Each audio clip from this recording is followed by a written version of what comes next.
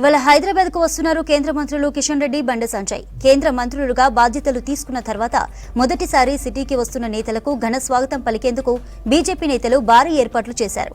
సాయంత్రం 4 గంటలకు బేగంపేట ఎయిర్పోర్టు నుంచి బీజేపీ ఆఫీస్కు ర్యాలీ నిర్వహించనున్నారు.